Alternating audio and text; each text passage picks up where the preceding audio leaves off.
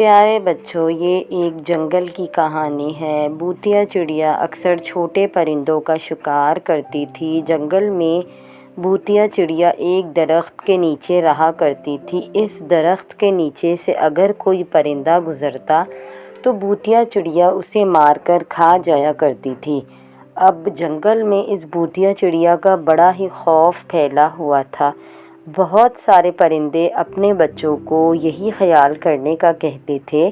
ایک دفعہ ایک الو اپنے بچے کو بول رہا تھا، میرے پیارے چھوٹے سے بچے، میری جان کے ٹکڑے، تم شام کے وقت گھر سے باہر مت نکلنا، کیونکہ بھوتیا چڑیا بھی شام کے وقت ہی گھر سے باہر نکلتی ہے۔ اگر میں گھر میں کبھی ہوں یا نہ ہوں، لیکن تم اس بات کا بہت خیال رکھنا، میں نہیں چاہتی کہ بھوتیا چڑیا میرے بچے کو نقصان پہنچائے۔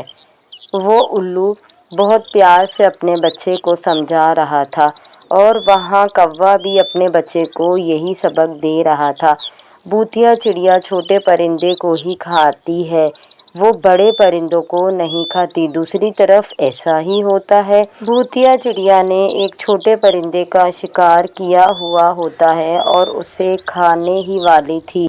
ہا ہا ہا ہا، مجھ سے ڈرنے کے لیے تیار ہو جاؤ، جنگل کے پرندے میں ایک ایک کر جنگل کے سارے پرندوں کو کھا جاؤں گی۔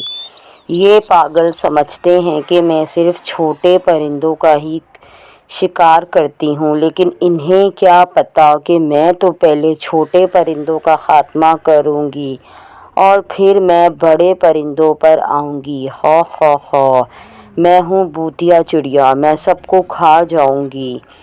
اب بھوتیا چڑیا کا خوف سارے جنگل میں پھیل چکا تھا، کیونکہ ایک ہی بھوتیا چڑیا نہیں تھی، بلکہ ان کے بہت سارے ساتھی تھے جو شکار کرتے اور مل کر ایک خوفناک غار میں پارٹی کرتے اور ہلا گلا کرتے۔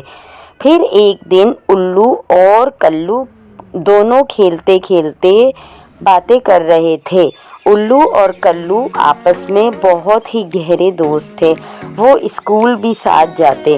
الو کلو سے کہتا ہے، ارے مجھے تو لگتا ہے کہ ہمارے بڑے جھوٹ بول رہے ہیں، اور شام کے وقت اس بڑے درخت کے نیچے کوئی بھوتیا چڑیا وڑیا نہیں آتی، یہ تو صرف ہمیں ڈرانے کے لیے بولتے ہیں۔ ہاں یار، کہ تو ٹھیک رہا ہے، چل کیوں نہ آج جا کر دیکھا جائے۔ اور وہ دونوں بچے شام کو اس درخت پر پہنچ جاتے ہیں۔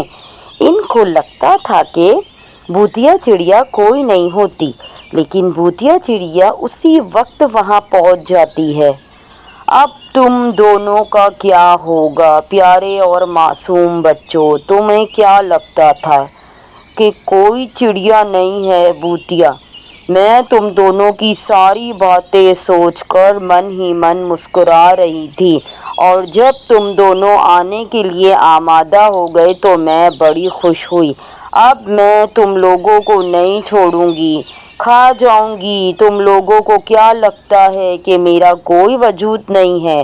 ہا ہا ہا ہا، دیکھ لو مجھے، دیکھ لو، تمہارے سامنے کھڑی ہوں، دیکھ لو مجھے، کھا جاؤں گی تم دونوں کو۔ پھر وہ الو اور کلو اپنی جان بچا کر بھاگنے لگتے ہیں۔ بھاگ کلو بھاگ، بھوتیا چڑیا ہمیں کھانے کے لیے آ رہی ہے۔ کلو ایسی دوڑ لگا، کلو بھاگتا رہے، پیچھے مڑ کے نہ دیکھنا اور بھاگتا ہی رہے۔ الو اور کلو نے ایسی دوڑ لگائی کہ آخر وہ بچ نکل جاتے ہیں اور پھر گھر پہنچ جاتے ہیں، اور گھر پہنچ کر ان کی حالت بہت خراب ہوتی ہے۔ وہ دونوں آپس میں شام کے وقت باہر نہ نکلنے کا وعدہ کرتے ہیں اور اپنے بڑوں کو ساری بات بتاتے ہیں، جسے سن کر بڑے بھی کافی پریشان ہوتے ہیں اور ان دونوں کو ڈانٹ لگاتے ہیں۔ الو اور کلو بڑے ڈرے ہوئے اور سہمے ہوئے ہوتے ہیں، اور پھر انہیں بھی اس باتوں کا احساس ہو جاتا ہے کہ ہمارے بڑے ہمیں جو بھی سمجھاتے ہیں وہ ہماری بھلائی کے لیے ہی سمجھاتے ہیں، ہمیں ان کی بات مان لینی چاہیے۔